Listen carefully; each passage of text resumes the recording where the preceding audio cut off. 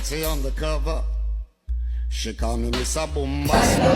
Hai semuanya, balik lagi sama aku Irene Laura. Di sini aku akan menjelaskan tentang mengenai teks hikayat yang mencakup dengan pengertian, ciri-ciri, struktur, dan kaidah kebahasaan. Yang pertama, pengertian teks hikayat. Teks hikayat adalah salah satu bentuk sastra lisan atau tulisan dalam budaya Melayu yang menceritakan dalam budaya Melayu kisah-kisah epik, legenda, atau cerita rakyat. Hikayat biasanya mengandung nilai-nilai moral dan kebijaksanaan, serta seringkali melibatkan tokoh-tokoh yang memiliki sifat-sifat khas, baik yang positif maupun negatif. Yang kedua, ciri-ciri teks hikayat. Yang pertama, bertema legenda atau epik.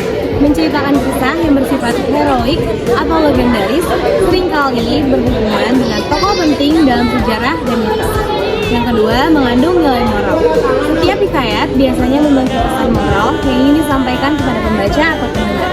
Yang ketiga, penggunaan bahasa yang khas. Mengandung bahasa yang kaya kandang-kandang, menggunakan istilah-istilah yang ketinggalan zaman. Yang keempat, alur yang jelas. Memiliki alur cerita yang terstruktur, mulai dari pengantar hingga penyelesaian. Dan yang kelima, tokoh berkarakter. Memiliki tokoh yang jelas, biasanya dibedakan antara tokoh protagonis baik dan antagonis jahat. Yang ketiga, ada struktur teks hikayat. Yang pertama adalah pembukaan yang memperkenalkan latar belakang, tempat, dan waktu, serta pengenalan tokoh. Yang kedua, ada konflik, yaitu yang menyajikan masalah atau konflik yang dihadapi oleh tokoh utama. Yang ketiga, puncak cerita, titik tertinggi dari konflik di mana ketegangan menjadi klimaks. Yang keempat, ada penyelesaian, menjelaskan bagaimana konflik diselesaikan dan hasil yang diperoleh oleh tokoh. Dan yang kelima, ada penutup, memberikan kesimpulan mengenai nasib tokoh dan menyampaikan pesan moral. Yang terakhir dan yang keempat adalah kaidah kebahasaan. Yang pertama, penggunaan kata keterangan. Menggunakan kata keterangan untuk menjelaskan waktu, tempat, cara, dan misalnya tiba-tiba dengan cepat. Yang kedua, penggunaan bahasa figuratif.